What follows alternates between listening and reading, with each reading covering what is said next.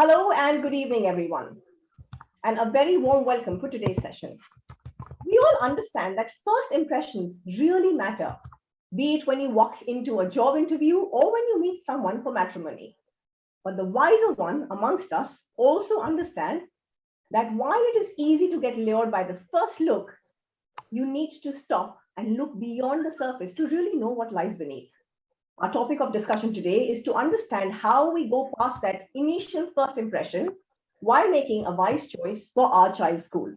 Let's find out how. My name is Pooja Kedia and I am from SchoolWiser.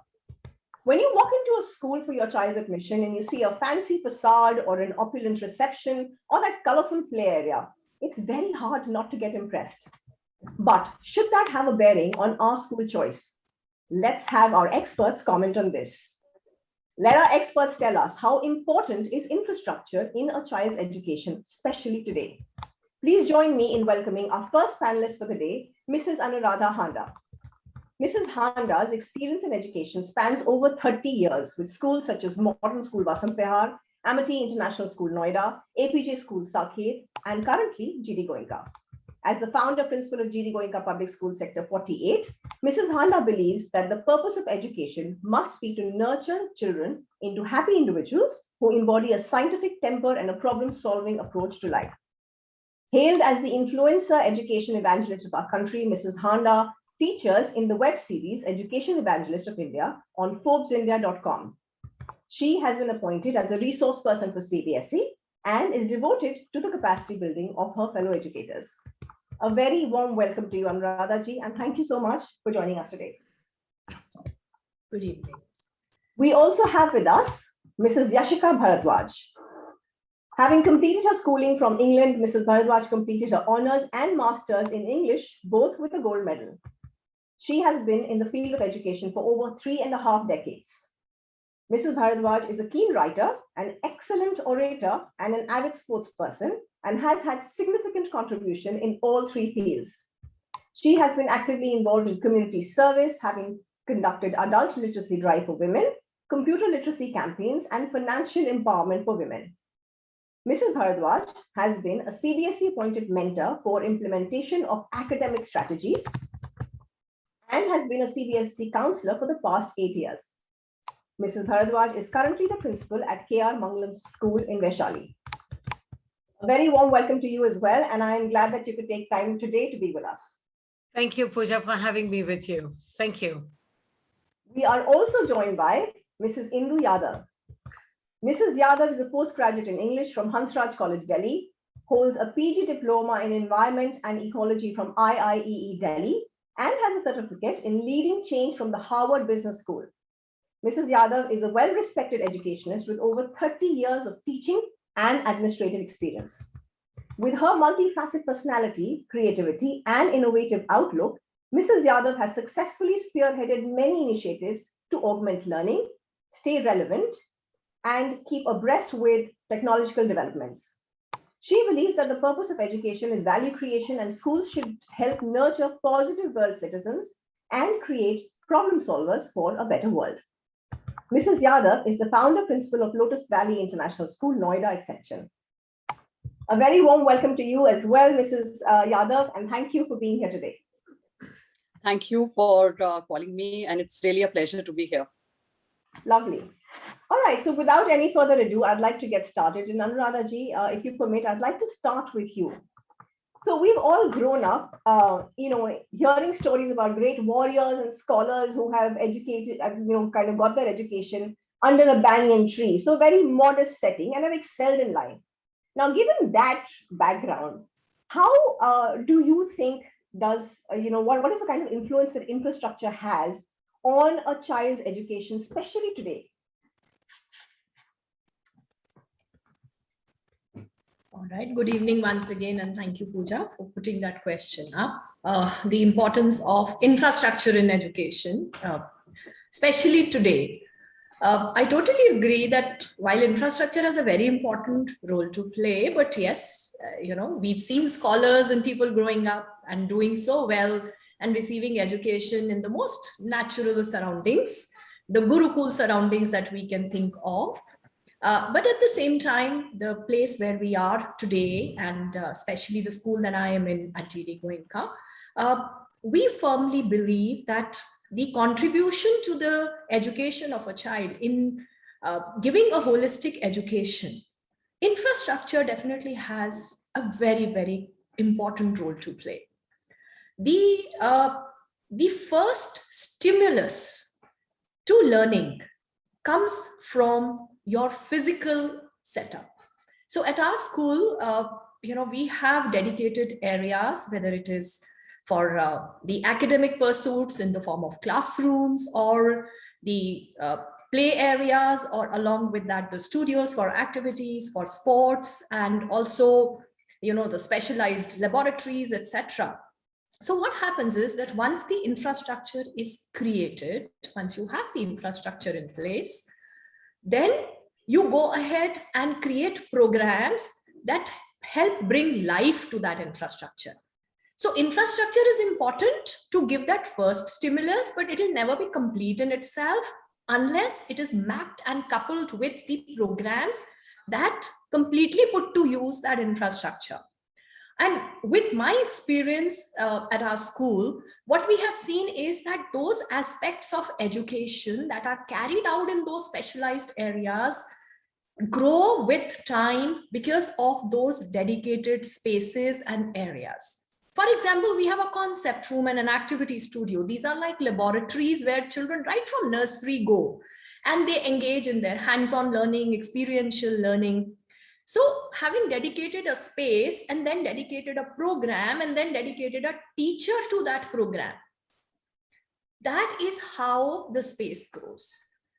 So my take on the importance of infrastructure is that from infrastructure, you map it to the program, from program, then you have the engagement of the student, and that's what results in growth of the pursuits and those programs in school. So, so my take definitely is that the first, the environment that you talk of in school, so the physical environment is the beginning point. And then you keep adding value to it through programs and then through dedicated faculty. And so it takes off from there. Great, thank you so much. I think you've summarized it beautifully, and I totally resonate with you. I think the first stimulus is that first impression. So does a child, when they walk into a school, cling on to the mother, or does he want to let loose and go and play? And that's what you're trying to bring out. You're making sure that there is enough stimulus for the child to learn. And for the parents who are watching this video, I also really like what you said, and I'm going to quote you again. So infrastructure to program to the actual engagement. That's the idea, and that's the role that infrastructure plays. It does not really have a big bearing standalone. So thank you for that. Yashika ji, if I could now come to you and I'll take on from where we left off. So infrastructure we have kind of spoken about. Standalone has no meaning. And it's basically how and how much is used. That's what makes the difference. Now, when a parent walks into a school, how do they gauge that the school's infrastructure will actually support their child's learning? Thanks, Pooja, for that question. And I think it is a question that is lingering on everyone's minds, especially as parents, when they are looking for admission for their students or their children in schools as they scour around the countryside and see which is the area which caters best for their child's overall holistic development. When a parent walks into a school, I would say that his decision-making process starts well before he's entered the gates of the school. It even includes the access to the school. So when we do have schools being set up, they do take a look at the locality where the school is located, the environment where the school is. So then when they walk into the school, their decision-making process starts right at the gate, how they're welcomed at the gate, at the reception. And when you do invest in having bright, colorful, welcoming receptions, it's the equivalent of your home. When you want somebody to come into your home and you welcome them to your home, you want to put the best foot forward and make them feel as welcomed and warm as possible. So yes, it does make a difference. And thereafter, when the parent goes into the school and walks through the school, he or she is definitely making a very collective decision about whether the school can cater for their child or not. If we were to say that we need to go back to the times of the Gurukul, or where we can sit under a banyan tree and have enlightenment given to us by a fantastic teacher, number one, you cannot deride the importance of a teacher. You cannot say that a teacher is not important. And yes, the teacher is the fundamental factor in implementation of the pedagogical process and in the child achieving his or her targets as far as academics is concerned. But school is not just about academics. And as Anuradha mentioned, you have ideas that need to be implemented and projects that need to be implemented. And they're not going to be implemented if you don't have the infrastructure in place. And this needs to cater for the child's physical development, mental development, emotional development. So the laboratories, the libraries, the art and craft centers all come into play.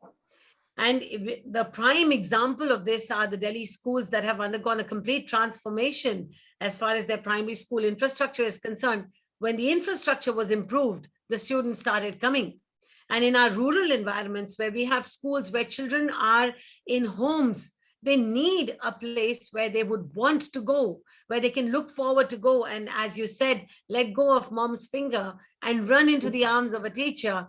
And that's where the infrastructure plays an important role, because it needs to be welcoming and catering to a child.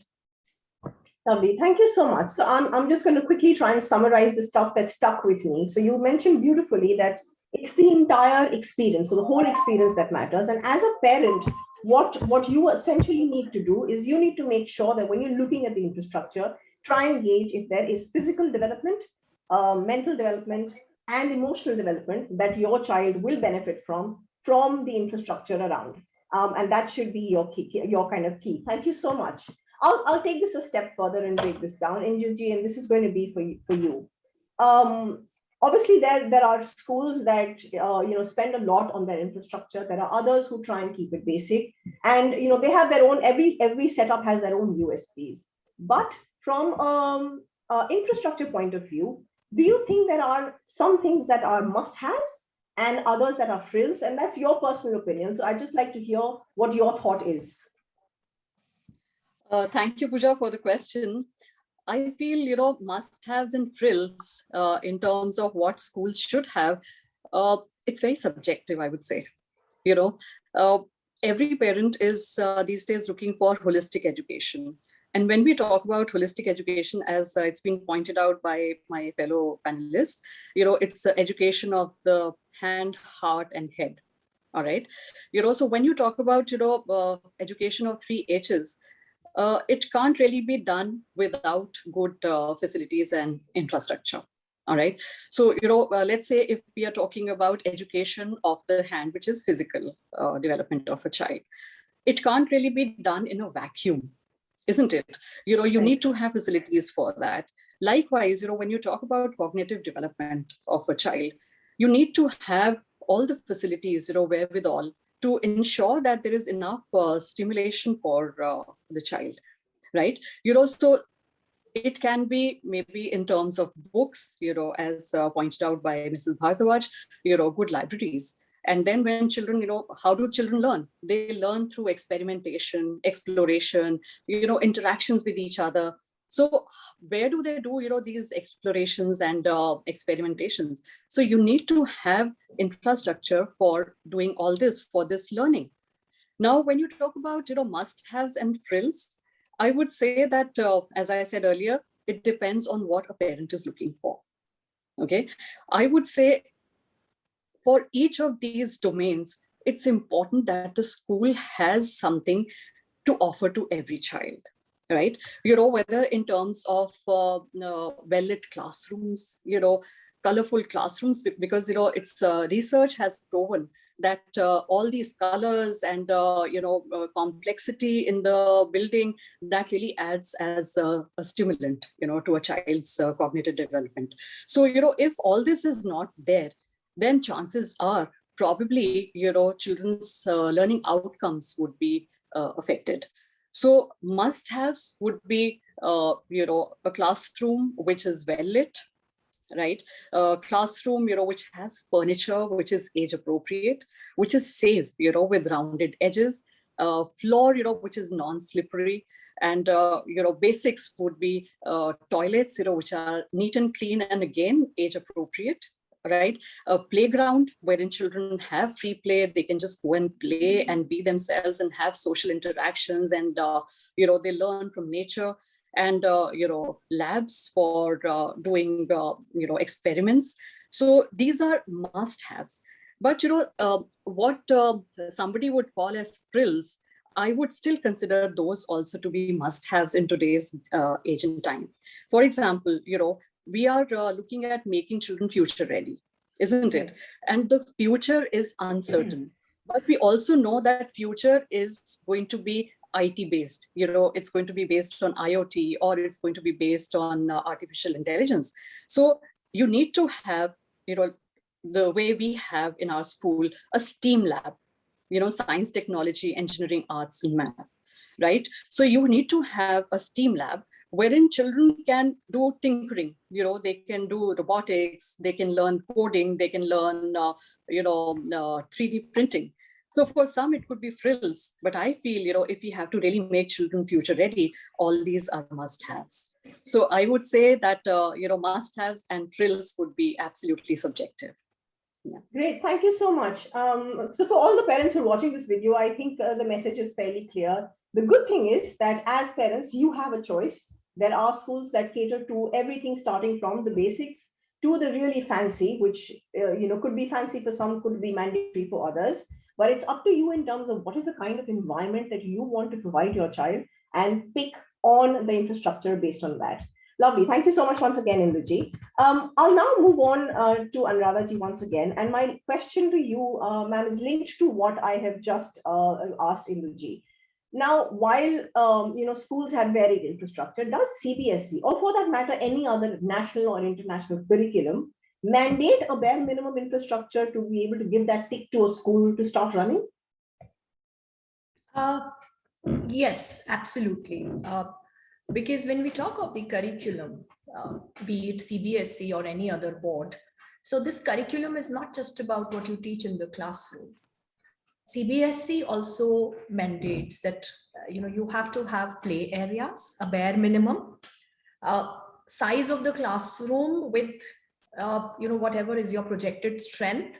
So you should be able to give a minimum space to every child in the classroom. The laboratories are a must-have for every school. Also for activities, they must have a multi-purpose hall, an area for music, dance, theater, etc., a library, corridors of certain size, open areas, because the curriculum of CBSE and any board now is holistic. And when we look at the national education policy, the education that has been and the way it is transforming and the way it is being looked at in future in our country. So there is a greater learning that comes the way of the child outside of the classroom. Those experiences and the spaces and the areas definitely enhance the creativity of the child. So these are surely a must-have, so that every aspect of education is not just restricted to teaching, learning in the classroom of a specified content. It is a lot of project work, music, dance, so the creative skills of the children, the physical education, areas where children can make presentations, areas where they can engage in experimentation, project work. So all of that is mandated even by the boards which are affiliating those schools for higher education there. Excellent. All right, you summarized that beautifully. So essentially, the curriculum that comes from CBSE or an international curriculum or another national curriculum, your infrastructure must be equipped to deliver that curriculum successfully, and that's the mandate. And obviously, like Induji had mentioned, there are some basics that every school must have, which are things like safety, cleanliness, and open areas, and a classroom where the child will sit and study. So great, thank you, Anuradha ji, for that. Yashika ji, if I could now come to you with my next question. We've kind of lived in the online space for the past 2.5 years. Now, once children are back in school attending physical school again, Does technical infrastructure become an important aspect of what a parent should be considering? What's your view on that? I think this pandemic has taught us that we cannot live without technology. Till date, we were, as head teachers, motivating our teachers to take on more of IT skills. And overnight, from the 20th of March last year, we were just transformed into IT specialists as teachers. And it has taught us that technology is not going to go out of our lives, it's going to be enhancing our lives every passing day. So yes, the technical infrastructure in a school is very important. Today, when schools are reopening across the country, we are appreciative of the fact that parents are apprehensive, especially those who've seen sadness in the family resultant from COVID, and they're apprehensive about sending the children to school. So we have moved into a hybrid mode. So in an environment where the teachers were not using the computer or technology to project their classes, to moving where they were using PowerPoint presentations to present either on Zoom or WebEx or whatever platform they were using, to now going hybrid, where they're teaching an audience of live children who are there with them, live students rather, who are there with them, and simultaneously projecting it. At the same time, keeping in mind that their teaching needs to have the technical frills of using tools that are available to them to enhance their teaching and not just stick to a PowerPoint presentation. So now, as we see them moving and progressing, it's not just the parents, but the expectations of the children and that of the teachers is going to increase as far as technology requirements are concerned. So it is, yes, very, very important that we keep upgrading ourselves as far as supplying the technical know-how and infrastructure to teachers is concerned. Great, lovely. And this just takes us back to what we were talking with Induji, that, frills from yesterday have become requirements for today. So technology is here to stay. And whether we like it or not, that is something that we will need to check when we walk into a school. So please do ask, don't shy away from asking a school how scalable their technology is, how sturdy their technology is, what is the kind of platform they use, how many hours do they expect the child to be on a laptop or in front of a screen, does the child need to have a device, not have a device, and all those questions, because hopefully that will give you a good sense of what you're stepping into. Lovely. Moving on to my next question, Induji, this one's for you. Is it easy for a parent to get a complete view of how a school uses its infrastructure while you go for admission? So I'll give you an example. So the parent could walk in, there could be a fancy court, but not enough coaches. There could be an indoor auditorium, but because the auditorium is so large that it only gets used when the whole school gets together, which only happens twice a year. I'm sure there are things like this that happen, or there's a pool that doesn't have a permission, so it's just there, but it doesn't get used enough. How does a parent gauge that the infrastructure is actually getting used for the development of their child? That's a very important question, So you rightly said, a lot of things could be there in the school, but how they are being used, that's really paramount. So for a discerning parent, I think when they walk into the school and when they ask for a round of the school, I would say it's not advisable just to get enamored by what they see. I think they need to ask some very decisive questions, as to how the infrastructure is being used. Okay, so I think as a parent, if I were to go around and see the school, I would say, I would definitely ask the person who's showing me around as to how exactly are we using the splash pool, that we have, or how often are we using the splash pool for little babies, and what are the safety measures, that we take when we take children to the splash pool or the swimming pool. And, if we say that, okay, we do have horse riding and other sports facilities. So, how often again, and which all classes go for horse riding, okay? And do all children get to do horse riding, or is it only for a select few, those who opt for it? So I think these are some of the questions that parents need to ask, without it, I think, it's meaningless, just taking a round of the school. But having said that, I also feel that a parent must see the entire school in totality. Because, today, even if a parent is taking admission in, let's say, nursery grade, right? And they must ask about, the library of the school.